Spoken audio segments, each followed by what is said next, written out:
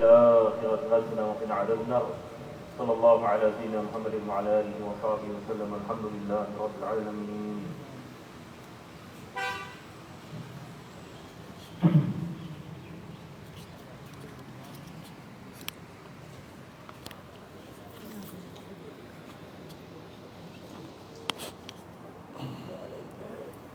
Bismillahirrahmanirrahim. Alhamdulillahirabbil alamin. Wassalatu wassalamu ala asyrafil anbiya'i wal mursalin Sayyidina Muhammadin wa ala alihi wa sahbihi ajma'in. Alhamdulillah, para jemaah dirahmati Allah Subhanahu wa taala. Insya-Allah kita akan meneruskan pengajian daripada kitab Ihya Ulumuddin karangan Al-Imam Hujjatul Islam Muhammad bin Muhammad Al-Ghazali rahimahullahu ta'ala. Dan kita telah sampai kepada bahagian yang penulis masih membicarakan tentang Fadilatul Ta'lim. Ini adalah bab berkenaan dengan kelebihan mengajar. Maka beliau mengatakan, wa qala sallallahu alaihi wasallam, sabda Nabi sallallahu alaihi wasallam, ala khulafai rahmatullah. Qila wa man khulafauka? Qala sallallahu alaihi wasallam, alladhi yuhyuna sunnati wa yuallimunaha ibadallah. Sabda Nabi sallallahu alaihi wasallam, bagi khulafaku rahmat Allah ke atas mereka. Yani khulafa ini maksudnya pengganti. Nabi sallallahu alaihi wasallam mengatakan mereka yang menggantiku akan mendapatkan rahmat daripada Allah. Maka sahabat pun menanyakan, man khulafa'uka? Siapakah yang dimaksudkan dengan pengganti? Maka beliau mengatakan, alladzina yuhyuna sunnati. Penggantiku adalah mereka-mereka yang menghidupkan sunnahku. Ini adalah bahagian yang pertama. Nabi mengatakan penggantiku adalah mereka-mereka yang menghidupkan sunnahku. Maksud daripada yang menghidupkan, maksudnya yang mempelajari dan mengamalkan dan menyampaikan. Bila kita mengatakan seseorang itu menghidupkan sesuatu amalan, maksudnya dia pada awalnya telah memahaminya, dia mempelajarinya, selepas itu dia mengamalkannya, dan selepas itu dia menyampaikan kepada orang lain. Maka dengan sebabnya manusia beramal, maka dia telah menghidupkan sesuatu. Maka Nabi SAW juga mengatakan, man ahya sunnati zamana fasadi ummati falahu mi'atu syahid. Barang siapa yang menghidupkan sunnahku pada zaman fasadnya umatku, maka dia akan mendapatkan 100 syahid. Sekarang kita berada dalam zaman itu, tanpa syak. Maka ini adalah peluang bagi kita. Seorang Muslim apabila lihat kepada hadis seperti ini, dia akan lihat ini peluang, opportunity.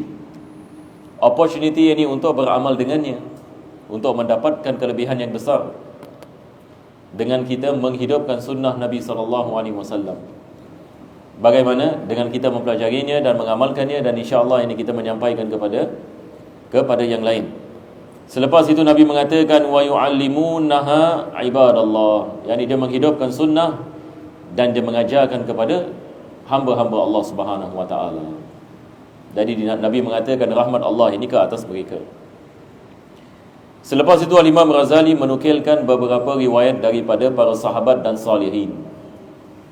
Ini adalah manhaj Al-Imam Ghazali dalam kitab Ihya Ulumuddin.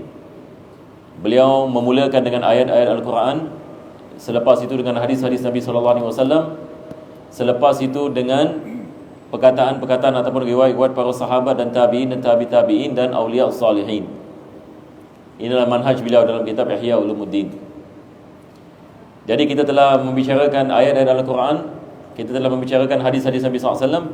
Sekarang dia mengatakan wa ammal athar.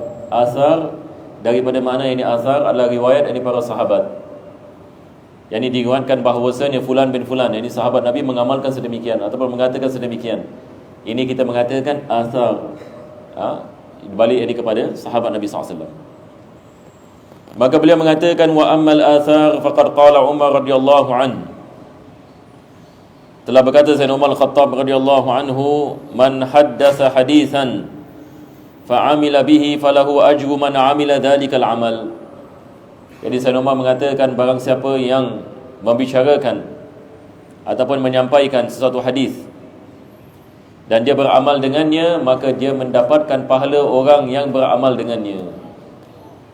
Ini barang siapa yang menyampaikan hadis Nabi SAW, dia mengamalkan hadis Nabi SAW dan dia menyampaikan kepada orang lain, dan orang lain pun mengamalkannya, maka dia juga mendapatkan pahala amal tersebut. Ini dikatakan oleh Salman Al-Khattab. Tapi kalau kita lihat yang ini riwayat ini sama seperti makna hadis ad-dalu 'alal khairi kafa'ilih. Dalam hadis yang lain Nabi SAW mengatakan ad-dalu 'alal khairi kafa'ilih. Orang yang menunjukkan kepada kebaikan seolah-olah dia telah melakukan kebaikan tersebut kalau orang lain mengamalkannya. Mudah-mudahan Allah memberikan kepada kita taufik ini, insya-Allah. Selepas itu beliau mengatakan wa qala Ibnu Abbas radhiyallahu anhuma. Ibn Abbas radhiyallahu anhuma berkata, muallimun nasil khaira yastaghfiru lahu kullu syai'in hatta al-hutu fil bahri. Ibn Abbas mengatakan orang yang mengajarkan manusia kebaikan, yakni daripada agama, maka dia mengatakan segala-gala ciptaan Allah memohon istighfar baginya, hatta al-hutu fil bahri, sehingga ikan di lautan juga memohon istighfar bagi orang yang mengajarkan kebaikan kepada manusia. Wa qala ba'dul ulama, sebagian dari ulama mengatakan al-alimu yadkhulu fima baina Allahi wa baina khalqihi falyanzur kaifa yadkhul. Yani martabat ulama adalah martabat ini di antara Allah dengan ciptaannya. Maka lihatlah kamu bagaimana yakni kemuliaan yang Allah akan memberikan kepada martabat yang tersebut, yakni martabat yang tinggi. Selepas itu beliau mengatakan wa ruya anna Sufyan ats-Tsauri rahimahullah qadima Asqalan. Jadi sekarang ini beliau menukilkan beberapa cerita ataupun kisah tentang golongan tabi'in dan tabi'in. Ini adalah al-Imam Sufyan ats-Tsauri. Sufyan ats-Tsauri ini adalah ulama yang besar. Beliau ini telah sampai kepada darajat mujtahid mutlak. Sufyan Tsauri, maksudnya dia ada mazhab sendiri. Yani dia macam Imam Syafi'i. Cuma mazhabnya hari ini kita tidak lihat. Kita lihat yani pada zaman itu ramai yani ulama-ulama mereka pengasas mazhab dalam ilmu fiqh. Tetapi kadang-kadang ada sebab misalan yang belajar dengan dia tak ramai, maka mereka tidak usahakan untuk menyebarkan mazhab, maka mazhab mati. Berbeza dengan mazhab Syafi'i, mazhab Hanafi yang kita ada hari ini. Bagaimana mazhab Syafi'i sampai hari ini 1400 tahun ataupun 1400 tahun masih ada lagi. Sebab Al-Imam Syafi'i kalau kita lihat sejarahnya, dia ada anak murid.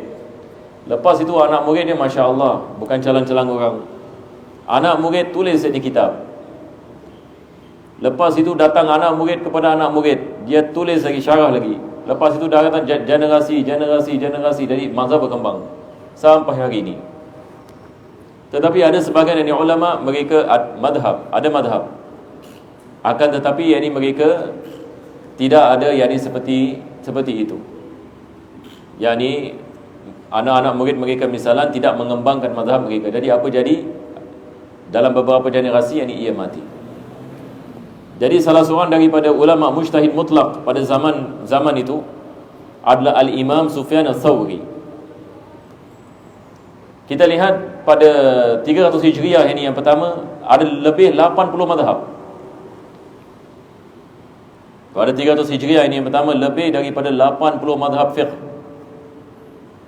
Hari ini biasa kita dengar 4 mazhab, betul ke tidak? Mazhab Hanafi, Maliki, Syafi'i dengan Hanbali. Tetapi pada zaman yakni Imam Syafi'i dan selepas Imam Syafi'i pada lingkungan 300 tahun ini yang pertama, mazhab ini lebih daripada 80. Itu sebab ini ulama kita mengatakan apabila kita lihat ini kepada sejarah kita lihat ramai yang mujtahid mutlak, banyak yang mazhab ini yang ada. Maka kita lihat hatta mereka ada perbezaan di antara satu dengan yang lain tentang ijtihad. Al-Imam Sufyan ats-Tsauri terkenal dengan kezuhudannya. Al-Imam Sufyan ats-Tsauri terkenal ini dengan kezuhudannya. Dan ada yakni riwayat yang mengatakan beliau dikenali sebagai Thawri sebab pernah satu hari beliau masuk ke dalam masjid dengan kaki kiri. Beliau masuk ke dalam masjid dengan kaki kiri. Yang ni maksudnya tersilap. Kadang-kadang ini tersilap. Kadang-kadang kita nak masuk toilet tiap-tiap hari kita masuk kaki kiri, kadang-kadang termasuk kaki kanan pula. Manusia tersilap. Jadi bila beliau masuk ke dalam masjid dengan kaki kiri, beliau terdengar orang mengatakan ya Thawr. Ya Thawr ini maksudnya lembu.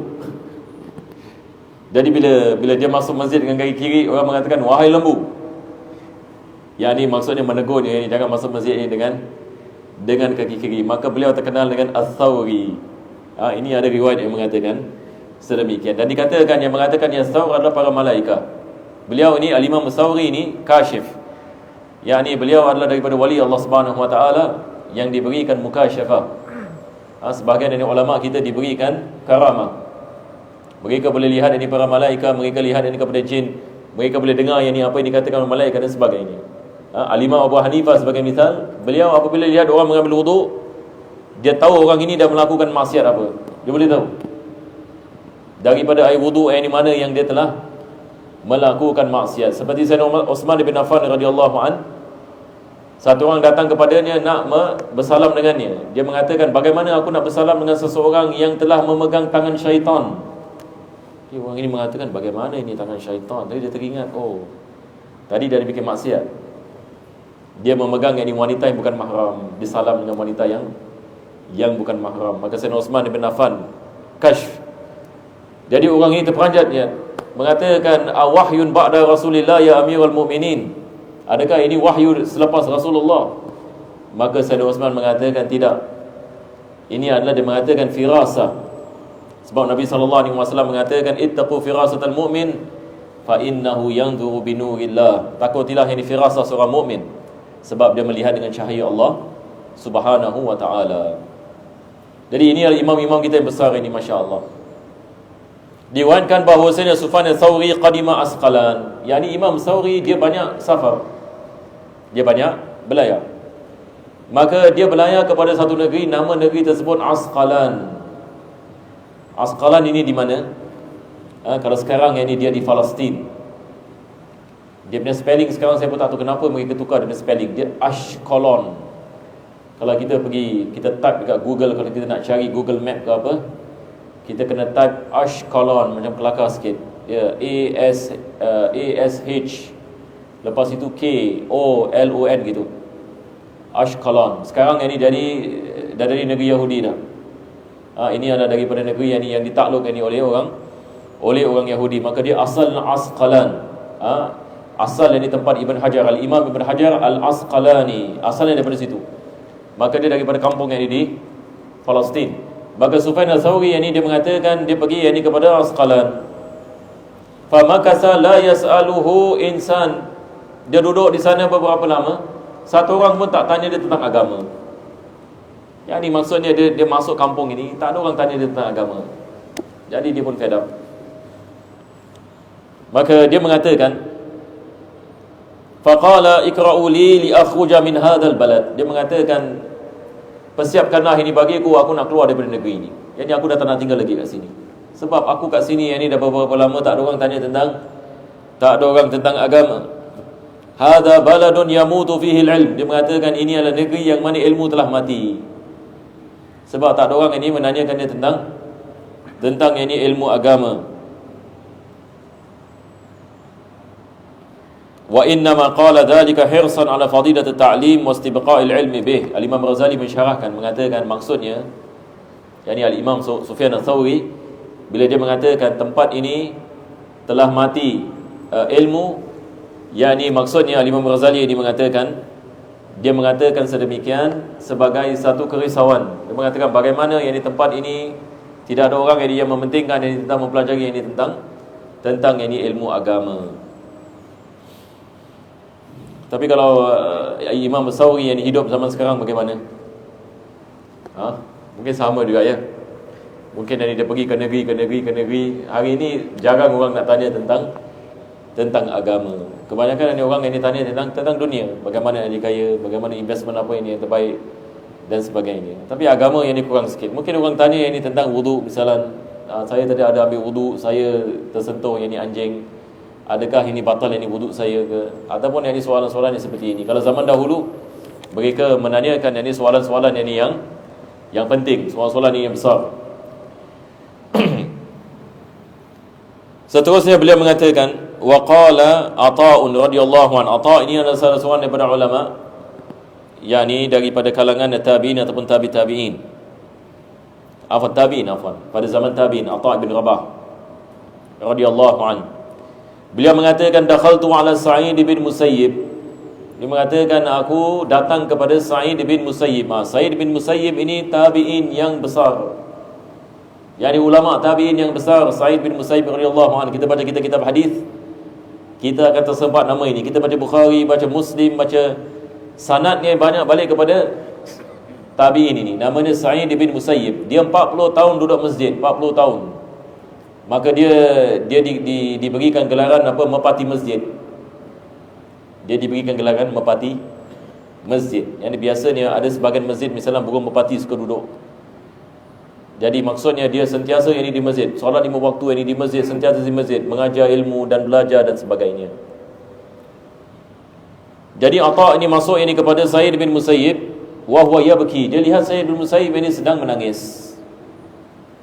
Faqultu ma yubkik. Dia mengatakan, kenapa kau menangis ya Imam? Qala laisa ahadun yas'aluni an syai'. Dia mengatakan, tak ada orang yang tanya aku apa-apa soalan. Yang ini maksudnya satu hari tak ada orang tanya aku kemusykilan agama. Sedih dia merasa sedih. Ini adalah perkara yang sangat luar biasa. Wa qala ba'duhum al-ulama surujul azmina. Sebagian dari ulama mengatakan, para ulama adalah surujul azmina. Suruj ini maksudnya apa? Lampu bagi masa.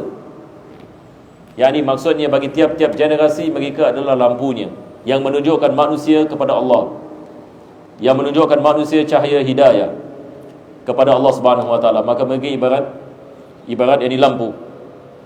Kullu wahidin misbahu zamanihi. Tiap-tiap daripada para ulama adalah misbah, yakni lampu yang menerang pada zaman mereka. Yastadi'u bihi ahlu asrihi. yakni manusia yang hidup pada zamannya menjadikan mereka sebagai cahaya mereka, yakni panutan bagi mereka. Wa qala al-Hasan rahimahullah, laula al-ulama la sara an-nas mithla al-bahaim, ay innahum bi ta'limi yukhrijuna an-nasa min haddil bahimiyah ila haddil insaniyah. Al-Imam Al-Hasan yang mengatakan,